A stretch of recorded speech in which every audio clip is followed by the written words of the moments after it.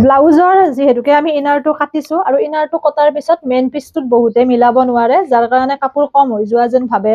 কিছুমান পিছত বাৰু কাপোৰ কম থাকে, সেইটো বেলেগ কথা, কিন্তু যিখিনিত ধৰি লওক 1 মিটাৰ থাকে সেইটোত আপোনাৰ মানে ধুনীয়াকে মিলে। আৰু প্ৰথমতে আমি হাতখন উলিয়াই ল'ম। এইখন হৈছে হাতৰ ফুল থকা চাইডত। আৰু এটা কথা মই বুজাই দিওঁ আজি ভালকে, তাৰ মানে হাতখনত যেতিয়া প্ৰথমতে আমি ইনাৰখন কাটিলেতো আমাৰ হাতখন এভেইলেবল কাপোৰ থাকে, গতিকে হাতখন আমাৰ ধুনীয়াকে হৈ যায়।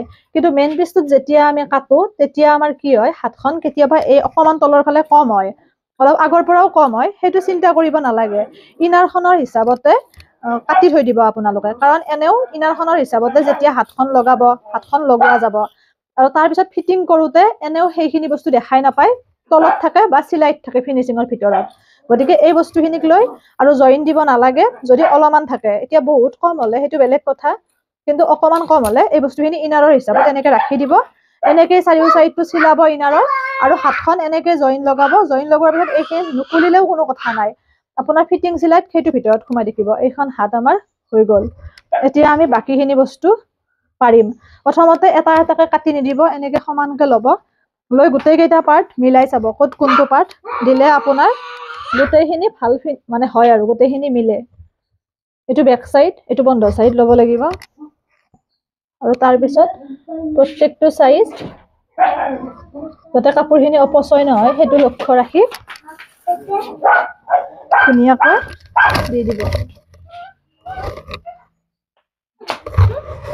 এনেকৈ পাৰিব। কাপোৰ বেছি থাকিলে কোনো কথাই নাই।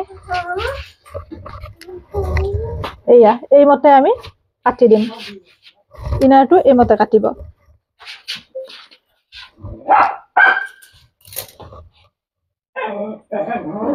এনেকৈ পাৰি এনেকৈ কাটিব।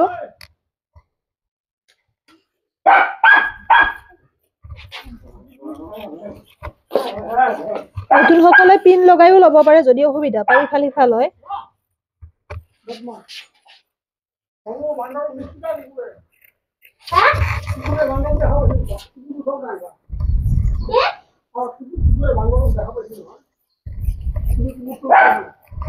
এয়া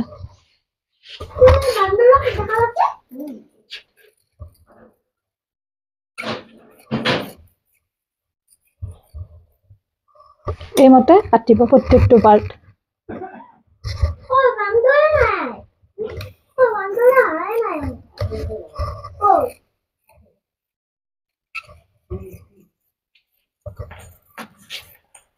এইমতে গোটেইখিনি পাৰ্ট কাটিম আমি।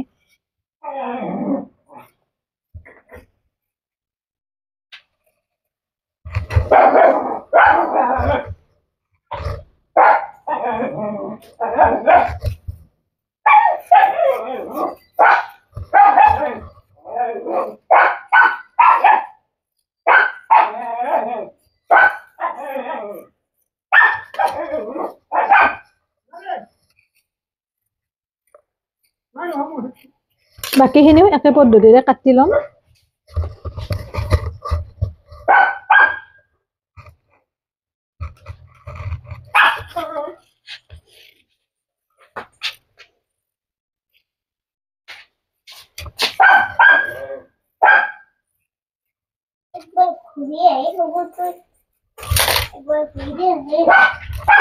এনেকৈ আপোনালোকেও ইনাৰখিনি কাটিব, তেতিয়া খুব ধুনীয়াকে মিলি যাব। প্ৰথমতে এখন এখনকে কাটি নিদিব, নহলে মিলাব অসুবিধা হয়।